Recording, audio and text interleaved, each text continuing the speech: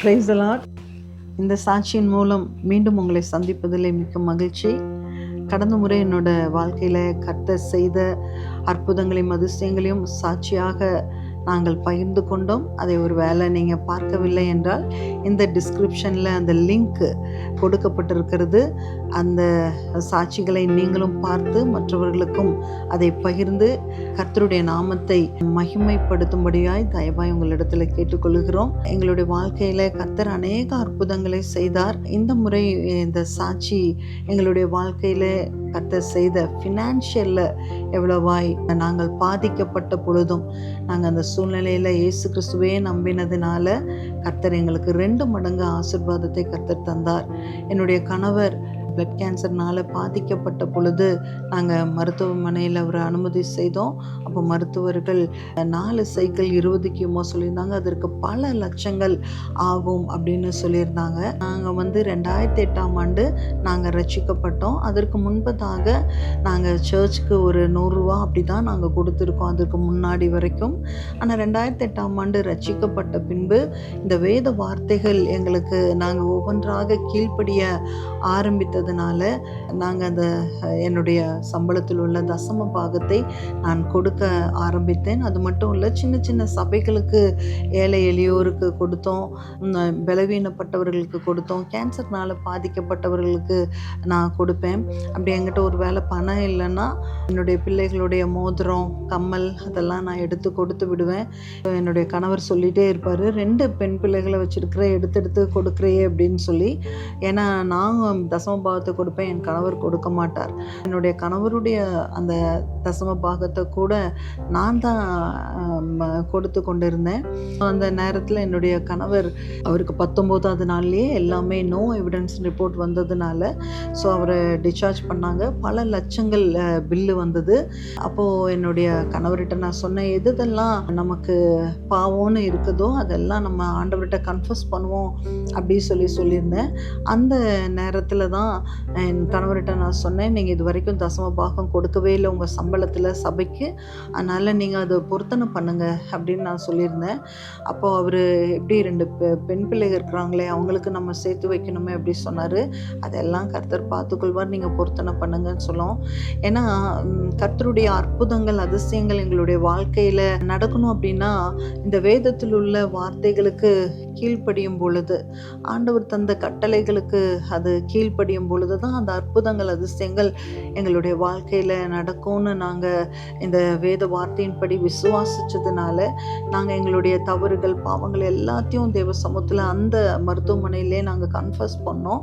So என்னுடைய கணவரும் இனி நான் தசம பாகத்தை கொடுப்பேன் அப்படின்னு சொல்லி அந்த இடத்துல அவர் கன்ஃபஸ் பண்ணார். டாக்டர் சொல்லியிருந்தாங்க, ஏன்னா நாங்கள் மெடிக்கல் இன்சூரன்ஸ் எதுவுமே நாங்கள் ப்ரைவேட்டாக போடாததுனால வெறும் கவர்மெண்ட் கார்டு தான் இருந்தது, இன்சூரன்ஸ் கார்டு தான் இருந்தது, அதில் அவ்வளோ தொகையெல்லாம் வராது அப்படின்னு சொல்லியிருந்தாங்க. ஆனால் நாங்கள் அந்த பொருத்தனை பண்ணினதுக்கப்புறம் அந்த அன்னைக்கு ஈவினிங்கே அந்த கவர்மெண்ட் ஹெல்த் இன்சூரன்ஸ் கார்டில் இருந்து அந்த பல லட்சங்கள் கிளைமாக கர்த்தர் உதவி செய்தார். அது மட்டும் இல்லை, அதுக்கு அடுத்த மாதம் அவருக்கு இன்ஜெக்ஷன் தான் பண்ணாங்க. ஸோ அந்த இன்ஜெக்ஷன் கூட 50,000 3 months பண்ணாங்க. ஸோ அந்த 50,000 கூட ஆல்ரெடி கவர்மெண்ட் உங்களுக்கு கொடுத்ததுனால இதில் வாங்க முடியாது, மறுபடியும் அதுக்கு சான்சஸ் இல்லை அப்படி சொல்லியிருந்தாங்க. ஆனாலும் மறுபடியும் நாங்கள் ப்ரேயர் பண்ணோம், ஆண்டவரே எவ்வளவோ நிறைய பேருக்கு நாங்கள் கொடுத்துருக்கோமே சப்பா அப்படி சொல்லி ப்ரேயர் பண்ணோம். அந்த அமௌண்ட்டு கூட அந்த கவர்மெண்ட் இன்சூரன்ஸ் கார்ட்லேயே அந்த 3 மாதமும் கவர்மெண்ட் கொடுக்க எங்களுக்கு கர்த்தர் உதவி செய்தார். இப்படி அநேக அற்புதங்களை செய்தார். 1.5 வருடம் எவ்ரி மந்த் நாங்கள் டெஸ்ட் எடுக்கும்போது அவருக்கு எப்பவுமே நோ எவிடன்ஸ் ரிப்போர்ட் வந்துச்சு. ஆனால் ஒரு நல்ல பெஸ்ட் ரிசல்ட் அவருக்கு இருக்குன்னு டாக்டர்ஸ் சொல்லிகிட்டே இருந்தாங்க. ஆனால் அவர் என்ன பண்ணிட்டாரு, டாக்டர்கிட்ட கேட்காமையே அந்த மாத்திரையை சாப்பிடாம விட்டதுனால மறுபடியும் கேன்சர் அவருக்கு ஃபார்ம் ஆச்சு, பிளட் கேன்சர். ஸோ இங்கே ட்ரீட்மெண்ட் பண்ண முடியாது, நீங்கள் வேறு இடத்துக்கு தான் போகணுன்னு சொன்னதுனால நாங்கள் பெரிய கேன்சர் ஹாஸ்பிட்டலுக்கு நாங்கள் போனோம். அங்கே டாக்டர்ஸ் எல்லாம் செக் பண்ணிவிட்டு போன் டிரான்ஸ்ஃபார்ம் எல்லாம் பண்ணணும், 10% தான் இருக்குது, பட் நாங்கள் பண்ணுறோம் அப்படின்னு சொல்லியிருந்தாங்க. ஸோ அதுக்கு 70 lakhs ஆகும், போன் டிரான்ஸ்ஃபார்ம் எல்லாம் பண்ணி முடிக்க 70 lakhs ஆகும் அப்படின்னு சொல்லிட்டு, அப்போவும் தெய்வ சமூகத்தில் நாங்கள் ப்ரேயர் பண்ணணும்.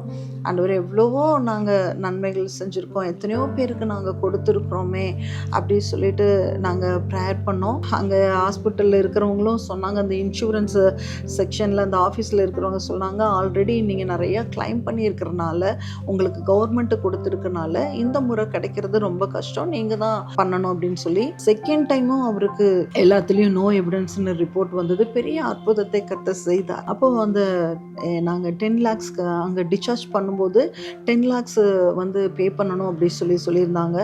என்னுடைய கணவர் ஏடிஎம் கார்டு எடுத்து கொடுத்து, இதை நீ போய் கட்டிடு அப்படின்னாங்க. அப்போ நான் சொன்னேன், இது கர்த்தர் அனுமதித்திருக்கிறார், இந்த காரியங்களை கர்த்தர் அனுமதித்தார்னா அவர் தான் கட்டணும், நம்ம கட்டக்கூடாது, இது நீங்கள் வைங்க அப்படின்னு சொல்லி அவர்கிட்ட கொடுத்துட்டு, அந்த நேரத்தில் நானும் என் கணவரும் கைகளை கோர்த்து இயேசு கிறிஸ்துவின் நாமத்தினாலே சொல்லி நாங்கள் ஜெபித்தோம். அதுக்கப்புறம் நான் அந்த ஆஃபீஸ்க்கு போகும்போது அவங்க சொன்னாங்க, இதுக்கு மேலே ஈவினிங் இதுக்கு மேலே வராது, நீங்கள் நாளைக்கு காலையில் ஃபுல்லாக பே பண்ணிவிடுங்க அப்படின்னாங்க.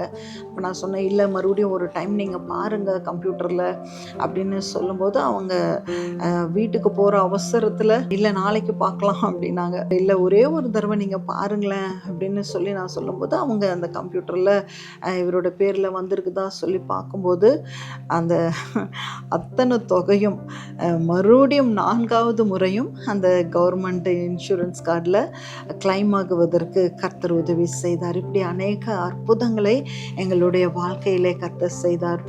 2வது முறையும் எங்களுடைய வாழ்க்கையில் கர்த்தர் ஃபினான்ஷியலில் அநேக அற்புதங்களை செய்தார். ஏன்னா செகண்ட் டைம் அவர் அட்மிட் ஆகும்போது டாக்டர்ஸ் எல்லாம் 70 lakhsன்னு சொன்னதுனால நாங்கள் இந்த வீட்டை விற்றுடலாம் அப்படின்னு சொல்லி நாங்கள் முடிவெடுத்திருந்தோம். ஆனாலும் கர்த்தர் எங்களுடைய ஜெபத்தை கேட்டு எந்த ஒரு பொருளும் நாங்கள் வைக்காதபடிக்கு, வீட்டை சொத்தையோ வைக்காதபடிக்கு கர்த்தரே எங்களுக்கு பரலோகத்திலிருந்து அவர் எங்களுக்கு உதவி செய்தார். பின்பதாக வீட்டுக்கு வந்ததுக்கப்புறம் ஆண்டவருடைய வார்த்தை என்னோடு கூட இடைப்பட்டதுனால எங்கள் வீட்டில் உள்ள அந்த லாக்கரில் இருந்து என்னுடைய பிள்ளைகளுடைய எங்களுடைய நகையெல்லாம் எடுத்துகிட்டு போய் நான் அது பேங்க்கில் வச்சு ஒரு பங்கை சபைக்கும் ஆசாரியர்களுக்கும் ஏழை எளியோருக்கும் கேன்சர்னால் பாதிக்கப்பட்டவர்களுக்கும் அதை நாங்கள் கொடுத்து, பின்பதாக சில லோன்ஸ் எல்லாம் இருந்தது, அதெல்லாம் அடைக்கிறதுக்கு கர்த்தர் எங்களுக்கு ரொம்ப உதவி செய்தார். மீண்டும் ஃபினான்ஷியலில் எங்களுக்கு ஒரு பெரிய பாதிப்பு மறுபடியும் வந்தது. ஏன்னா என்னுடைய கணவரும் நானும் இந்த காவல்துறை வேலையை விட்டுட்டு முழு ஊழியத்தை உங்களுக்காக நாங்கள் செய்கிறோன்னு சொல்லி வேண்டுதல் பண்ணியிருந்ததுனால எங்களுடைய வருமானமெல்லாம் நின்று போனது. பென்ஷன் என்னுடைய கணவருக்கு 7 மாதம் வரைக்கும் வரலை, எனக்கு 1.5 வருடம் வரைக்கும் பென்ஷன் கிடைக்கப்படலை. அந்த சூழ்நிலையிலையும் நாங்கள் கர்த்தரை முறுமுறுக்காமல் பின்வாங்கி போகாமல் தொடர்ந்து நாங்கள் ஜெபித்து கொண்டே இருந்தோம். கர்த்தர் எங்களுக்கு பல நன்மைகளை அந்த நாட்களில் செய்தார். என்னுடைய கணவர் அந்த நேரத்தில் என்னென்ன எங்களிடத்தில் குற்றம் குறை இருக்குதோ, வேதத்தில் உள்ள பாவங்கள் என்னென்ன சொல்லப்பட்டிருக்கிறதோ அதெல்லாம் நாங்கள் சரண்டர் பண்ணோம். ஏன்னா ஆண்டவர் பாவத்தை பாராத சுத்த கண்ணர் என்று வேதம் சொல்லுகிறது. அதனால் அந்த பாவம் எங்கெல்லாம் எங்கள் வீட்டுக்குள்ளே இருக்குது, யார்கிட்ட எல்லாம் இருக்குது அப்படின்னு நாங்கள் பார்த்து இதெல்லாமே தெய்வ சமூகத்தில் நாங்கள் சரண்டர் பண்ணோம். அந்த நேரத்தில் என்னுடைய கணவர் எல்லாத்தையும் அவர் ஒப்பு கொடுத்தார். எங்களை குடும்பமாய் கர்த்தர் பரிசுத்தப்படுத்தினார். அந்த நேரத்தில் தான் என்னுடைய கணவர் மரணம் ஏற்பட்டது என்னுடைய கணவருக்கு. ஆனாலும் கர்த்தர் எதெல்லாம் நாங்கள் இழந்தோமோ அதை கர்த்தர் எங்களுக்கு 2 மடங்காக்கி திருப்பி கொடுத்தார். என்னுடைய கணவருடைய சர்வீஸ் தொகை இல்லாமல், என்னுடைய சர்வீஸ் அமௌண்ட்டும் இல்லாமல், நாங்கள் எதிர்பார்க்க முடியாத அளவுக்கு ஃபினான்ஷியலில் எங்களை கர்த்தர் ஆசீர்வதித்தார். என் கணவருடைய பேட்ச்மேட் அவங்கெல்லாம் நண்பர்கள்லாம் சேர்ந்து ஒரு பெரிய பல லட்சங்களை எங்களுக்கு கொடுத்தாங்க. அவருடைய இன்சூரன்ஸ் எங்களுக்கு பண்ணினது தெரியாது, அதிலிருந்து சில லட்சங்கள். இந்த வீடு லோனில் இருந்தது. அவர் இன்சூரன்ஸ் ஸ்டார்டிங்கில் அவர் போடவே இல்லை. ஆனால் அந்த பேங்க் மேனேஜர் இல்லை, நீங்கள் இன்சூரன்ஸ் கண்டிப்பாக அதை நீங்கள் போடணும் அப்படின்னு அவங்க சொல்லியிருந்ததுனால அவர் இன்சூரன்ஸ் அதுக்கப்புறம் தான் அவர் போட்டார். அந்த இன்சூரன்ஸ் போட்டதுனால இந்த வீட்டோட லோனையும் பேங்க்ல கேன்சல் பண்ணாங்க. இப்படி எங்களுடைய சர்வீஸ் அமௌண்ட் இல்லாமல் பல லட்சங்கள் எங்களுக்கு கிடைக்கப்பட கர்த்தர் கிருபை செய்தார். 2 மடங்காய் கர்த்தர் ஆசீர்வதித்தார். ஒருவேளை நீங்களும் இந்த நாளில் ஃபினான்ஷியலில் நீங்கள் பாதிக்கப்பட்டு இருக்கலாம், கண்ணீரோடு இருக்கலாம், கவலையோடு இருக்கலாம், கடனோடு ஒரு வேலை இருக்கலாம். ஆனால் நிச்சயமாய் கர்த்தர் உங்களுக்கு நிச்சயமாய் நன்மை செய்வார். எங்களுடைய வாழ்க்கையில் எல்லாவற்றையும் எங்களுக்கு கர்த்தர் திரும்ப தந்தார், ஆசீர்வாதத்தை கொடுத்தார். அவர் ஆசீர்வதிக்கிறவர், அவர் நன்மை செய்கிறவர். அவருடைய இரத்தத்தினாலே, சிலுவையின் இரத்தத்தினாலே எங்களுக்கு ஆசீர்வாதம் உண்டானது, சமாதானம் உண்டானது.